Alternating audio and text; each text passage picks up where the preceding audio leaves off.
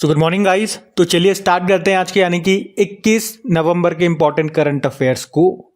आज कई सारे इंपॉर्टेंट प्रश्न हमारे पास हैं, जिसमें सबसे पहला और इंपॉर्टेंट प्रश्न ये रहा आपके सामने कि अभी हाल ही में 8वीं महिला एशियाई चैंपियंस ट्रॉफी 2024 का खिताब किसने जीत लिया है? तो आंसर होगा भारत ने। तो यहाँ पे हम बात कर रहे हैं वुमेन्स एशियन चैंपियंस ट्रॉफी 2024 की, जो कि इस बार इसका 8वां संस्करण था। 1 से लेके 20 नवंबर 2024 तक हुआ। कहाँ पे? भारत में। भारत में भी कहाँ? बिहार में, जो राजगीर में राजगीर हॉकी स्टेडियम है वहां पे। और फाइनली इसको जीत लिया भारत ने। यहाँ पे भारत की कप्तान रही है सलीमा टेटे, और उनकी कप्तानी में भारत ने इसको जीत लिया है। भारत ने किसको हराया? चाइना को हराया है। और इस तरह से मैं आपको बता दूं कि भारत ने अभी तक 3 बार ये चैंपियंस ट्रॉफी को जीता है। सबसे सफल टीमों में भारत आ गया। भारत और साउथ कोरिया 3-3 बार ये जीत चुके हैं, जो कि सबसे अधिक है। भारत ने एक तो अभी ये 2024 का खिताब जीता, पिछले साल वाला 2023 का भी जीता था और 2016 वाला भी जीता था। इसका जो पहला एडिशन हुआ था ना, वो 2010 में हुआ था। साउथ कोरिया में हुआ था, उसको साउथ कोरिया ने ही जीता था। उस समय जापान को हराया था। तो याद रखेंगे, हमने बात की है महिला एशियाई चैंपियंस ट्रॉफी 2024 की। 2024 का 8वां संस्करण था। भारत ने जीत लिया। भारत में ही हुआ था, बिहार के राजगीर में। भारत ने चाइना को हरा दिया। याद रहेंगी ये बातें। वैसे एशियन हॉकी फेडरेशन का हेडक्वार्टर कहां पर है? कुआलालंपुर मलेशिया में है। कल परसों भी मैंने आपको हॉकी से संबंधित सारे इंपॉर्टेंट करंट अफेयर्स के प्रश्न रिवाइज करवाए थे। 2024 में हॉकी से संबंधित जितने भी प्रश्न आपके इंपॉर्टेंट बने हैं वो सारे, चलो एक बार फिर मैं आपको रिवाइज करवाता हूं, क्योंकि ये इंपॉर्टेंट प्रश्न है। अगर आप में से कोई स्टूडेंट पहली बार हमसे जुड़ रहे हैं, करंट अफेयर्स पढ़ रहे हैं क्रैक एग्जाम चैनल पे, तो आपका तो ये फर्स्ट टाइम है, तो आपका ये फर्स्ट रिवीजन हो जाएगा। बाकियों को तो मैंने कल परसों भी करवा दिया था, तो मेरे साथ साथ बोलेंगे, अपना रिवीजन करेंगे। जैसे कि देखो, अगर पूछे सुल्तान अजलान शाह ट्रॉफी जो कि मलेशिया में हुआ था, किसने जीता? जापान ने पाकिस्तान को हराया था। FIH hockey 5S women's world cup, जो कि इस बार इसका पहला संस्करण था, ओमान की कैपिटल मस्कट में हुआ। नीदरलैंड ने जीता, भारत को हराया। ये तो महिलाओं का था। उसी तरह से पुरुषों का भी अभी जो पहली बार पहला संस्करण हुआ था मस्कट में ही, नीदरलैंड ने जीता था, मलेशिया को हराया था। और अभी एशियन गेम्स का जो 19वां संस्करण हुआ था पिछले साल, उसमें हमारी मेन्स हॉकी टीम ने गोल्ड जीता था। और इस साल जो पेरिस ओलंपिक हुए थे, उसमें हमारी भारतीय पुरुष हॉकी टीम ने ब्रोंज मेडल जीता था। किसको हरा करके? स्पेन को हरा करके। ये याद रखना। और भारतीय पुरुष हॉकी टीम के कोच का नाम क्रेग फुलटन है, साउथ अफ्रीका से हैं। ये प्रश्न आ चुका है एग्जाम में, बताया था मैंने। भारतीय महिला हॉकी टीम के भी नए कोच बन गए, हरिंदर सिंह नाम है। रायबरेली हॉकी स्टेडियम का नाम रानी रामपाल के नाम पे रखा गया, जिन्होंने संन्यास ले लिया अभी। भारत का सबसे बड़ा हॉकी स्टेडियम आपको उड़ीसा में मिलेगा, जिसका नाम बिरसा मुंडा के नाम पे रख दिया। मोहाली हॉकी स्टेडियम का नाम बलबीर सिंह सीनियर के नाम पे रखा। वुमेन्स हॉकी लीग 2024, इसका आयोजन हुआ रांची झारखंड में। 2025 में hockey mains junior world cup ये भारत में होंगे। 8वीं एशियाई पुरुष हॉकी चैंपियंस ट्रॉफी 2024 हुई थी चीन के हुलुनबुई में। यहाँ पे भी भारत जीता था, चाइना को हराया था। और अभी जो आज हमने पढ़ा 8वां महिला एशियाई हॉकी चैंपियंस ट्रॉफी, ये भारत में हुआ था, बिहार के राजगीर में, और इसको भी भारत ने जीता है, चाइना को हराया है। तो पुरुषों का और महिलाओं का दोनों भारत ने जीते हैं, ध्यान रखना। और इस बार वाले का मैस्कॉट या क्या था? गुड़िया था, ये भी याद रखें आप। और हॉकी इंडिया ने PR श्रीजेश की जर्सी नंबर 16 को रिटायर कर दिया, क्योंकि पेरिस ओलंपिक के बाद PR श्रीजेश ने रिटायरमेंट ले लिया था। और उसके बाद भारत की जूनियर पुरुष हॉकी टीम का हेड कोच भी बनाया गया। अभी जो 14वीं hockey India junior men's national championship हुई थी पंजाब में, पंजाब ने जीता, उत्तर प्रदेश को हराया। 14वीं हॉकी इंडिया जूनियर महिला राष्ट्रीय चैंपियनशिप जो हुई थी, झारखंड में हुई थी। बाकी वर्ल्ड वाइड जो हॉकी को रेगुलेट करने वाली बॉडी है वो इंटरनेशनल हॉकी फेडरेशन है, जिसकी स्थापना होती है 1924 में। Headquarter लुज़ान Switzerland. हेड है मोहम्मद तैयब इकराम, वापस से अभी ये बन गए। और 1928 में भारत इसका सदस्य बनने वाला पहला एशियाई देश बना था। हॉकी इंडिया के अध्यक्ष दिलीप तिर्की हैं। और एशियन हॉकी फेडरेशन मुख्यालय हमने पढ़ ही लिया, कुआलालंपुर मलेशिया।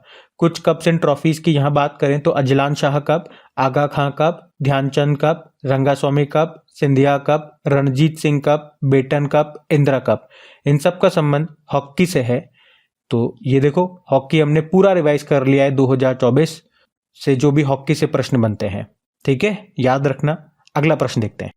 फिर अगले प्रश्न में पूछ रहे हैं, किसे इंदिरा गांधी शांति पुरस्कार 2023 से सम्मानित किया गया? तो आंसर हो जाएगा डैनियल बारेनबोइम और अली अबू अब्बाद को। तो 2023 के लिए शांति, निरस्त्रीकरण और विकास के लिए अभी इंदिरा गांधी पुरस्कार से 2 जनों को सम्मानित किया गया। एक हैं विश्व प्रसिद्ध पियानो वादक डैनियल बारेनबोइम और दूसरे हैं फिलिस्तीनी शांति कार्यकर्ता अली अबू अब्बाद। तो ये जो पुरस्कार है उन्हें शांति और अहिंसा को बढ़ावा देने के लिए उनके प्रयासों के लिए दिया गया। इसमें पुरस्कार के रूप में 25 लाख रुपए दिए जाते हैं। चलो यहाँ पे कुछ और अवार्ड्स मैं आपको रिवाइज कर रहा हूँ। ये सारे इंपॉर्टेंट अवार्ड्स हैं 2024 के। देखो, डॉक्टर गोविंद राजन पद्मनाभन विज्ञान रत्न पुरस्कार मिला। अंतर्राष्ट्रीय ओलंपिक समिति ने अभी किसे ओलंपिक ऑर्डर के स्वर्ण पदक से सम्मानित किया? तो फ्रांस के जो प्रेसिडेंट है इमैनुअल मैक्रोन। वैसे हमारे जो शूटर है अभिनव बिंद्रा, उनको भी ओलंपिक ऑर्डर सम्मान मिला। राजश्री बिरला 25वें लाल बहादुर शास्त्री राष्ट्रीय उत्कृष्टता पुरस्कार 2024 मिला। अलेक्जेंडर डुन अमेरिकी हैं, शस्त्र रामानुजन पुरस्कार 2024 मिला। इंटरनेशनल एस्ट्रोनॉटिकल फेडरेशन ने अभी वर्ल्ड स्पेस अवार्ड दिया था हमारे इसरो के अध्यक्ष एस सोमनाथ को। ह्यूमैनिटेरियन अवार्ड मानवतावादी पुरस्कार 2024 मोहन जी को मिला। कालिदास सम्मान पुरस्कार 2023 के लिए दिया गया, मध्य प्रदेश सरकार देती है रघुपति भट्ट को। एक बार एग्जाम में यही प्रश्न आ गया था कि ये कालिदास सम्मान कौन देता है? तो मध्य प्रदेश। विभव तालुकदार की बात करेंगे तो IUCN का जो हैरी मेसेल पुरस्कार है वो मिला। सखारोव पुरस्कार जो कि यूरोपीय संसद देती है अभी 2 जनों को मिला। मारिया कोरिना मचाडो और एडमंडो गोंजालेस को, ये वेनेजुएला के हैं। तो ये सारे इंपॉर्टेंट अवार्ड है, ध्यान में रखना। अगला प्रश्न देखते हैं। फिर अगले में पूछ रहे हैं कि हाल ही में 2024 संयुक्त विमोचन अभ्यास, अभी इसका आयोजन कहाँ पे किया गया? तो आंसर होगा गुजरात में। तो अभी भारतीय सेना ने संयुक्त मानवीय सहायता और आपदा राहत अभ्यास का आयोजन किया है जिसका नाम है संयुक्त विमोचन 2024। अभी 18 और 19 नवंबर 2024 को ये हुआ। कहाँ पे? गुजरात के अहमदाबाद और पोरबंदर तट पर। इसका आयोजन भारतीय सेना के दक्षिणी कमान की कोणार्क कोर ने किया और इसमें 9 मित्र देशों ने भी हिस्सा लिया था। वो 9 मित्र देशों के नाम मैंने यहाँ पे लिख दिए हैं, एग्जाम में ये नहीं पूछेगा आपसे। हाँ, थीम भी है, वो जरूर देख लो आप। थीम क्या है? गुजरात के तटीय क्षेत्र में चक्रवात। वैसे आपको याद होगा अभी इसी महीने के शुरुआत में हमारी भारतीय सेना ने भारतीय चीन सीमा पर त्रिसेवा सैन्य अभ्यास का आयोजन किया था, उसका नाम पूर्वी प्रहार है। और अभी इसी महीने में भारतीय सेना ने ये एक और अभ्यास किया, इसका नाम अभी हमने संयुक्त विमोचन है। अच्छा, वैसे भारतीय सेना की टोटल 6 ऑपरेशनल कमान है और एक प्रशिक्षण कमान है। उनके मुख्यालय कहाँ कहाँ पर हैं वो मैं आपको बताता हूँ, एक बार देखो। मध्य कमान, इसका मुख्यालय आपको लखनऊ यूपी में मिलेगा। पूर्वी कमान कोलकाता पश्चिम बंगाल में मुख्यालय है। पश्चिमी कमान का चंडी मंदिर हरियाणा में। दक्षिण पश्चिमी कमान जयपुर में मिलेगा। उत्तरी कमान का मुख्यालय उधमपुर जम्मू कश्मीर में। दक्षिणी कमान का मुख्यालय पुणे महाराष्ट्र में। और प्रशिक्षण कमान जो है इसका मुख्यालय शिमला हिमाचल प्रदेश में मिलेगा। अब यहाँ पे इसी तरह से कुछ इंपॉर्टेंट मिलिट्री एक्सरसाइजेज मैं आपको रिवाइज कराता हूँ। वैसे हर बार जब भी इस तरह का प्रश्न आता है 2024 की सारी मिलिट्री एक्सरसाइज मैं आपको रिवाइज कराता हूँ, लेकिन आज सारी नहीं करवा रहा हूँ। कुछ 2-4 महीने के अंदर अंदर जो एक्सरसाइजेज हमने किए वो मैं करवा रहा हूँ। जैसे कि मैत्री अभ्यास का आयोजन भारत थाईलैंड के बीच में हुआ था, थाईलैंड में। उदार शक्ति अभ्यास भारत मलेशिया के बीच में हुआ, मलेशिया में। मित्र शक्ति भारत श्रीलंका के बीच में हुआ, श्रीलंका में। पर्वत प्रहार अभ्यास भारतीय सेना ने आयोजन किया, लद्दाख में। ये प्रश्न आया एग्जाम में। खान क्वेस्ट अभ्यास, ये एक बहुपक्षीय अभ्यास है, मल्टीलेटरल एक्सरसाइज है, बहुत सारे देशों ने हिस्सा लिया, भारत ने भी हिस्सा लिया। कहाँ हुआ? मंगोलिया में। वरुण अभ्यास भारत फ्रांस के बीच में हुआ, भूमध्य सागर में। युद्ध अभ्यास भारत और अमेरिका के बीच में हुआ, राजस्थान में। अल नजाह अभ्यास भारत ओमान के बीच में हुआ, ओमान में। ये एक आर्मी एक्सरसाइज है। ईस्टर्न ब्रिज अभ्यास भारत ओमान के बीच में हुआ, ओमान में ही। ये वायुसैन्य अभ्यास है। और नसीम अल बहर अभ्यास भारत ओमान के बीच में हुआ, ये गोवा में। ये इनके बीच एक नौसेना का अभ्यास है। बाकी काजिंद अभ्यास भारत कजाकिस्तान के बीच में हुआ, उत्तराखंड में। मालाबार अभ्यास क्वाड देशों के बीच में होता है, विशाखापत्तनम में हुआ। क्वाड में 4 देश होते हैं, भारत, जापान, ऑस्ट्रेलिया और USA। इब्सामार अभ्यास इंडिया ब्राजील साउथ अफ्रीका के बीच में हुआ, साउथ अफ्रीका में। काकाडू अभ्यास बहुराष्ट्रीय अभ्यास है, भारत ने भी हिस्सा लिया। भारत की तरफ से P-8I विमान ने हिस्सा लिया, ऑस्ट्रेलिया में हुआ। विनबैक्स एक्सरसाइज वियतनाम और भारत के बीच में हुआ, यह भी अंबाला और चंडी मंदिर हरियाणा में। तो ये ध्यान में रखना। अगला प्रश्न देखते हैं। फिर अगले में पूछ रहे हैं, ये भी अच्छा प्रश्न है कि अभी हाल में प्रधानमंत्री नरेंद्र मोदी को किस देश के सर्वोच्च सम्मान, जिसका नाम है द ऑर्डर ऑफ एक्सीलेंस, इससे सम्मानित किया गया अभी? तो आंसर होगा गुयाना। तो मोदी जी को अभी सम्मान ही सम्मान मिल रहे हैं, पुरस्कार ही पुरस्कार मिल रहे हैं। बाकी अभी जो भी पुरस्कार सम्मान मिले वो मैं आपको रिवाइज कराऊंगा यहाँ पे। पहले इस प्रश्न की बात करते हैं। तो हमारे प्रधानमंत्री नरेंद्र मोदी अभी आपको याद होगा ब्राजील गए थे G20 समिट को अटेंड करने के लिए, और G20 की बैठक के बाद ये कैरेबियाई देश गुयाना पहुंचे।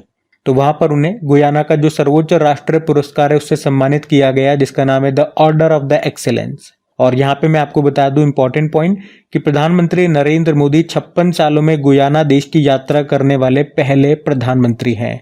वैसे उनसे पहले 1968 में हमारी जो पहली महिला प्रधानमंत्री थी इंदिरा गांधी, वो गुयाना का दौरा कर चुकी थी। और इसके अलावा बारबाडोस भी उन्हें honorary award of freedom of Barbados से सम्मानित करेगा। पहले गुयाना की हम बात कर लेते हैं, मैं आपको ले चलता हूँ गुयाना। मोदी जी तो गए, मैं भी आपको ले चलूंगा। आप देखो, ये साउथ अफ्रीकी कॉन्टिनेंट का एक देश है। इसे कैरेबियन का अन्न भंडार भी कहा जाता है। इसकी कैपिटल होती है जॉर्ज टाउन और करेंसी गायनीज डॉलर हो गई। प्रेसिडेंट मोहम्मद इरफान अली, इनका नाम आपने जरूर सुना होगा क्योंकि पिछले साल जनवरी के समय प्रवासी भारतीय सम्मेलन में चीफ गेस्ट के रूप में ये भारत आए थे। और यहाँ के प्रधानमंत्री मार्क फिलिप्स हैं। इसी साल फरवरी में ये भारत की यात्रा पर थे। गुयाना, इसके पास नेचुरल गैसेस और ऑयल के भंडार भी हैं। चलो, अब मोदी जी को कौन कौन से अवार्ड मिले, किन किन देशों ने दिए, वो मैं आपको बताता हूँ। एक बिल्कुल लास्ट और लेटेस्ट हमने पढ़ा था, अभी मोदी जी को नाइजीरिया का भी कौन सा दूसरा सर्वोच्च सम्मान मिला था, जिसको कहते हैं the grand commander of the order of niger. तो अभी लेटेस्ट मैंने आपको क्या बताया, देखो लिस्ट में बारबाडोस ने उनको सम्मानित किया order of freedom of Barbados. Guyana ने सम्मानित किया order of excellence of Guyana से। और नाइजीरिया मैंने आपको बता दिया। और ये डोमिनिका देश ने भी उनको सम्मानित किया डोमिनिका अवार्ड ऑफ ऑनर से। उससे पहले रशिया गए थे, रशिया का सर्वोच्च सम्मान मिला जिसे कहते हैं ऑर्डर ऑफ सेंट एंड्रयू।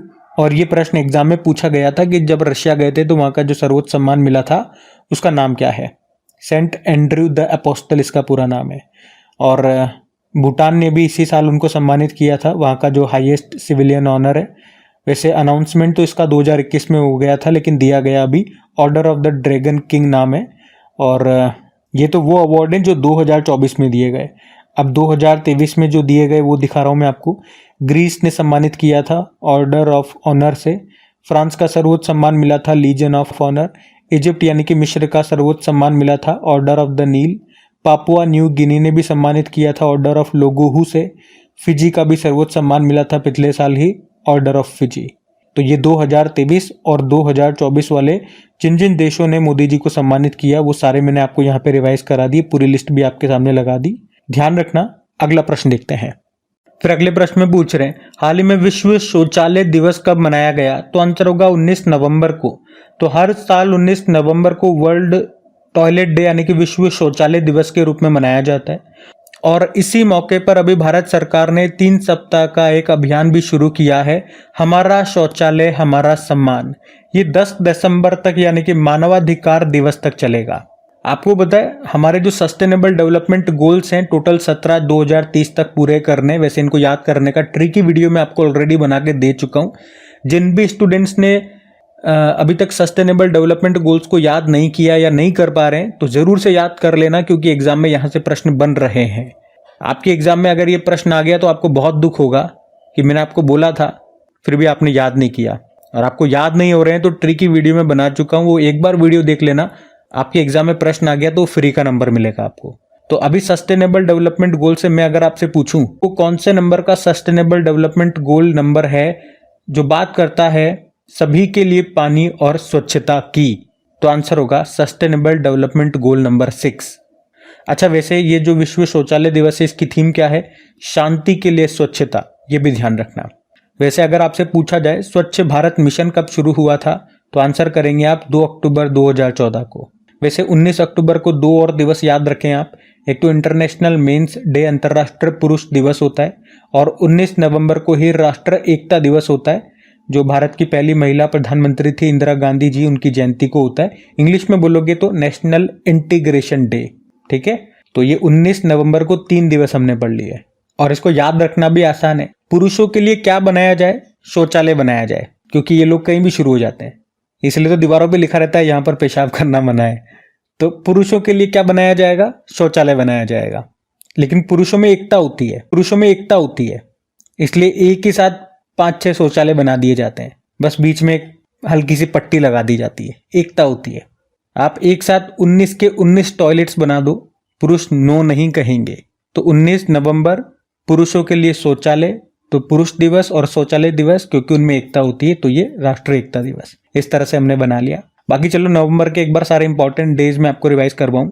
तो 1 नवंबर को वर्ल्ड वेगन डे मनाया था, 3 नवंबर को अंतर्राष्ट्रीय बायोस्फीयर रिजर्व दिवस, 5 नवंबर को विश्व सुनामी जागरूकता दिवस, 7 नवंबर को राष्ट्रीय कैंसर जागरूकता दिवस, 8 नवंबर को विश्व रेडियोग्राफी दिवस, 10 नवंबर को विश्व सार्वजनिक परिवहन दिवस, 10 नवंबर को विश्व टीकाकरण दिवस, 11 नवंबर को राष्ट्रीय शिक्षा दिवस, 12 नवंबर को विश्व निमोनिया दिवस और लोक सेवा प्रसारण दिवस, 14 नवंबर को विश्व मधुमेह दिवस वर्ल्ड डायबिटीज डे, 16 नवंबर को राष्ट्रीय प्रेस दिवस, और 17 नवंबर को एक तो राष्ट्रीय मृगी दिवस, अंतर्राष्ट्रीय विद्यार्थी दिवस और सड़क यातायात पीड़ितों की याद में विश्व दिवस, और 18 नवंबर को राष्ट्रीय प्राकृतिक चिकित्सा दिवस नेशनल नेचुरोपैथी डे के रूप में मनाया था।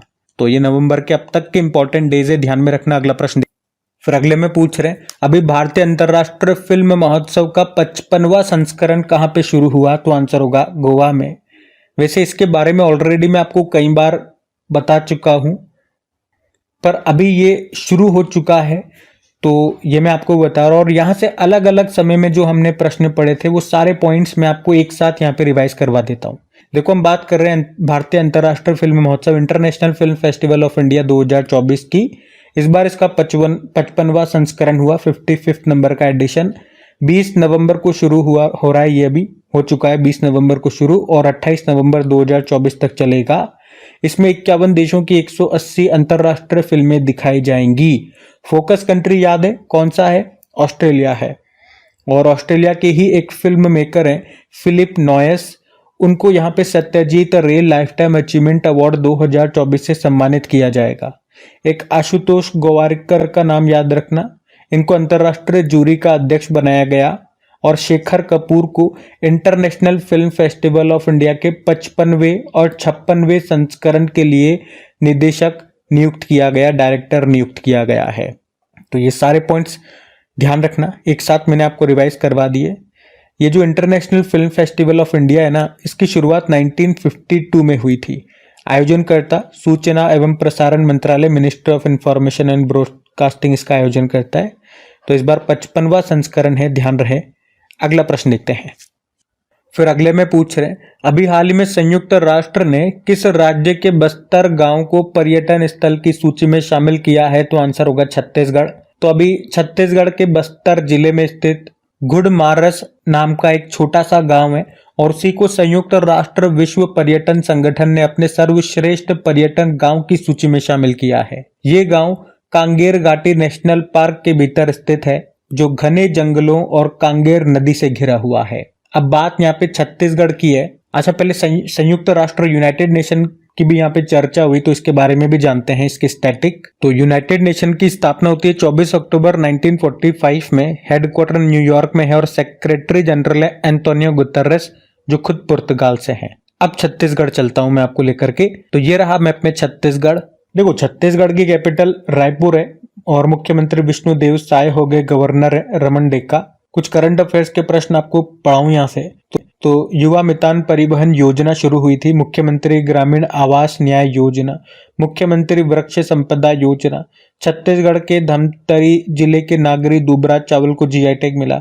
2023 PEN Nabokov lifetime achievement award दिया गया विनोद कुमार को, ये छत्तीसगढ़ से हैं, और आप कह सकते हो अवार्ड पाने वाले भारतीय एशियाई मूल के पहले व्यक्ति हैं। छेरछेरा महोत्सव शुरू हुआ यहीं पे। मुख्यमंत्री मितान योजना, कौशल्या मातृत्व योजना, और इंद्रावती नेशनल पार्क यहाँ पर है, कांगेर घाटी नेशनल पार्क है यहाँ पे, गुरु घासीदास नेशनल पार्क है यहाँ पे, जो कि याद रखना भी हमने पढ़ा भी था, देश का 56वां टाइगर रिजर्व बनेगा। उसके अलावा अचान कुमार टाइगर रिजर्व हो गया यहाँ पे, इंद्रावती टाइगर रिजर्व हो गया, लेमरू हाथी अभ्यारण्य आपको यहीं मिलेगा छत्तीसगढ़ के कोरबा में, पंडवनी नृत्य यहीं का है और इसकी पहली महिला कलाकार तीजन बाई हैं। हरेली त्योहार यहाँ मनाया जाता है। गेवरा कोयला खदान यहीं पर है। ये न्यूज में क्यों थी? अभी worldatlas.com ने दुनिया की दूसरी सबसे बड़ी कोयला खदान का दर्जा दिया था इसको, जबकि पहला दर्जा मिला था ब्लैक थंडर खदान को, जो आपको मिलेगा अमेरिका में। उसके अलावा देश का पहला कोविड गंभीरता बायोमार्कर किट लॉन्च किया था छत्तीसगढ़ ने। विश्व के सबसे ऊंचे बास टावर का उद्घाटन यहाँ पे हुआ था, जिसकी ऊंचाई 140 फुट है। जल जागर महोत्सव यहाँ शुरू हुआ। 27वां अखिल भारतीय वन खेल प्रतियोगिता का आयोजन होता रायपुर छत्तीसगढ़ में, और इसमें टॉप पे छत्तीसगढ़ ही रहा था। तो ये सारे पॉइंट आप यहाँ से याद रखिएगा, सारे इंपॉर्टेंट है। अगला प्रश्न हम देखते हैं। फिर अगले प्रश्न में पूछ रहे हैं, अभी हाल ही में किस राज्य ने एआई सलाहकार परिषद की स्थापना की है? तो आंसर होगा तेलंगाना ने। तो अभी तेलंगाना सरकार ने तेलंगाना एआई सलाहकार परिषद की स्थापना की है। क्यों की है? ताकि आर्टिफिशियल इंटेलिजेंस का उपयोग सभी लोग कर सके, मतलब ये किसी जाति वर्ग तक ही सीमित न हो, और इसका सही इस्तेमाल हो, मतलब गलत इस्तेमाल न कर सकें, और रेस्पॉन्सिबिलिटी के साथ, जिम्मेदारी के साथ एआई के विकास को बढ़ावा देने के लिए इस परिषद की स्थापना की गई है। अच्छा, आपको याद हो तो तेलंगाना सरकार ने हैदराबाद के पास एक एआई सिटी बनाने की भी घोषणा की थी। ये पॉइंट भी ध्यान में रखना। चलो यहाँ पे आर्टिफिशियल इंटेलिजेंस से कुछ करंट अफेयर्स के प्रश्न मैं आपको रिवाइज करवाता हूँ। जैसे कि माइक्रोसॉफ्ट ओपन एआई के साथ मिलकर एआई सुपर कंप्यूटर बना रहा है, जिसका नाम स्टारगेट है। Code dependent living in the shadow of AI नाम से बुक लिखी थी मधुमिता मुर्गिया ने। किस राज्य ने एआई केंद्र स्थापित करने के लिए वर्ल्ड इकोनॉमिक फोरम के साथ समझौता किया? Karnataka. World government summit Dubai में भारत ने एआई पावर्ड सड़क सुरक्षा के लिए नवा गवर्नमेंट पुरस्कार जीता था, ध्यान रखना। एआई में भारतीय स्टार्टअप को सशक्त बनाने के लिए किसने एम्पेल एआई प्रोग्राम लॉन्च किया? तो माइक्रोसॉफ्ट ने। जिनी एआई प्लेटफॉर्म लॉन्च किया? गूगल ने। भारत की पहली एआई फिल्म इरा है। WHO वर्ल्ड हेल्थ ऑर्गेनाइजेशन ने किस नाम से अपना पहला AI powered digital health promoter launch किया? सारा। भारत की पहली एआई सॉफ्टवेयर इंजीनियर देविका है।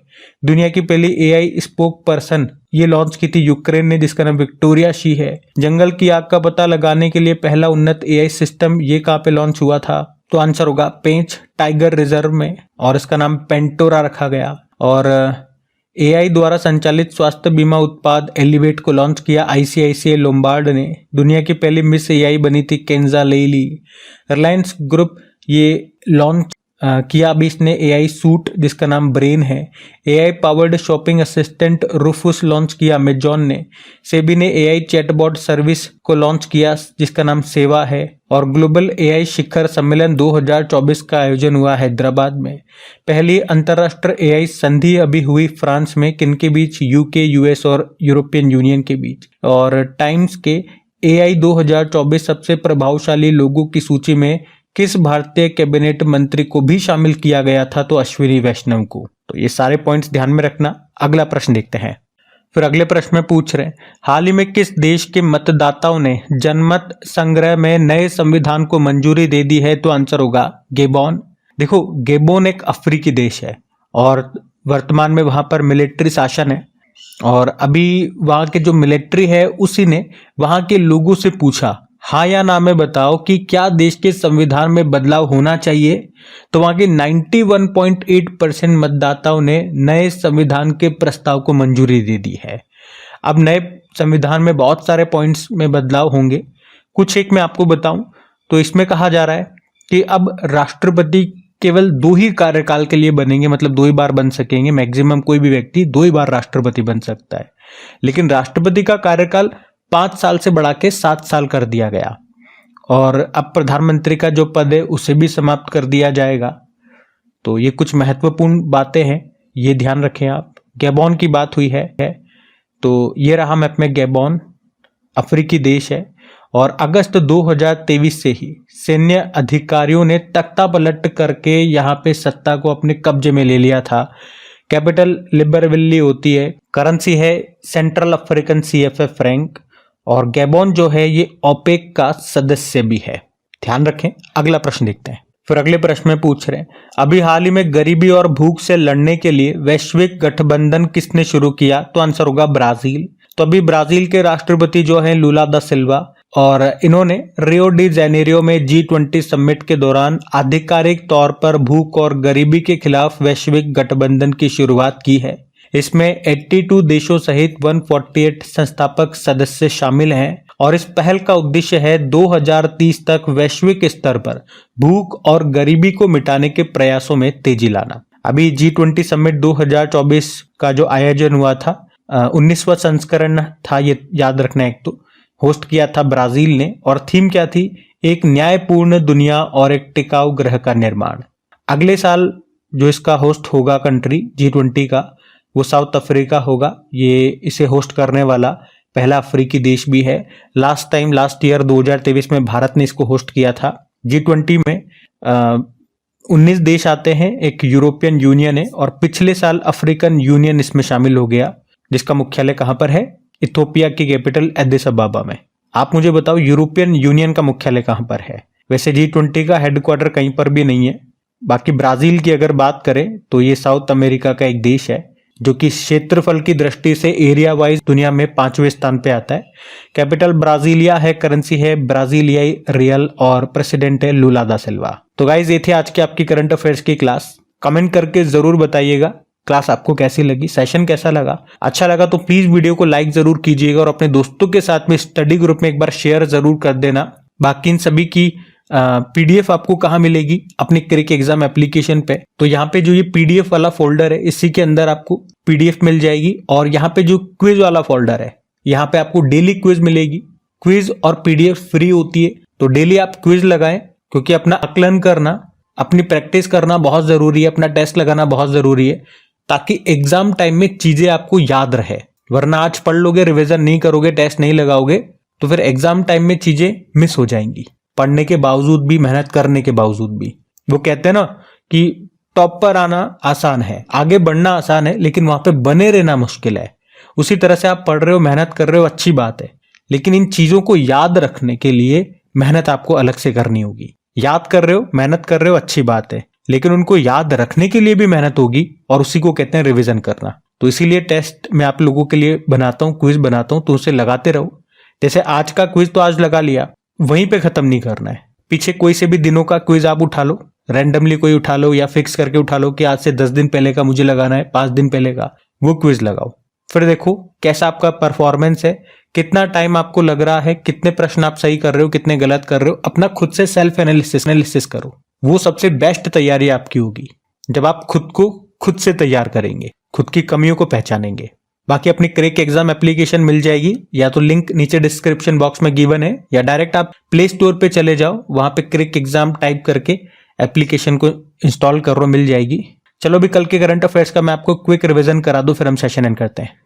तो पहला प्रश्न पूछा था, भारत के अगले कंट्रोलर एंड ऑडिटर जनरल कौन बन गए हैं? के संजय मूर्ति। फिर पूछा, राष्ट्रीय प्राकृतिक चिकित्सा दिवस नेशनल नेचुरोपैथी डे मनाया 18 नवंबर। और अभी किसने टाटा स्टील शतरंज इंडिया ब्लिट्स खिताब जीत लिया? Magnus Carlsen. 14वीं सीनियर पुरुष राष्ट्रीय हॉकी चैंपियनशिप में गोल्ड जीता, या कौन विजेता रहा? तो उड़ीसा। 50वें अखिल भारतीय पुलिस विज्ञान सम्मेलन का उद्घाटन ये कहां पे किया गया? गुजरात। और स्पेस एक्स ने भारत के किस कम्युनिकेशन सैटेलाइट को लॉन्च किया? तो GSAT-N2 या GSAT-20 भी आप बोल सकते हो। और 2024 में वैश्विक मृदा सम्मेलन का आयोजन ये कहां पे हुआ? तो आंसर होगा नई दिल्ली। उमा दास गुप्ता का निधन हो गया, वे क्या थी? अभिनेत्री। चौथी राष्ट्रीय फिन स्विमिंग चैंपियनशिप 2024 को किसने जीता? पश्चिम बंगाल। और आखिरी प्रश्न था, GT ओपन में महिला कंपाउंड तीरंदाजी स्पर्धा में किसने स्वर्ण जीता? ज्योति सुरेखा ने। चलो कल का भी होमवर्क प्रश्न देख लेते हैं और सेशन एंड करते हैं। अभी गोल्डन कंपास अवार्ड पाने वाले पहले भारतीय कौन बन गए? तो आंसर होगा श्रीनिवासन स्वामी। आप सभी ने प्रश्न का बिल्कुल सही उत्तर दिया। अब ये रहा आज का आपका होमवर्क प्रश्न।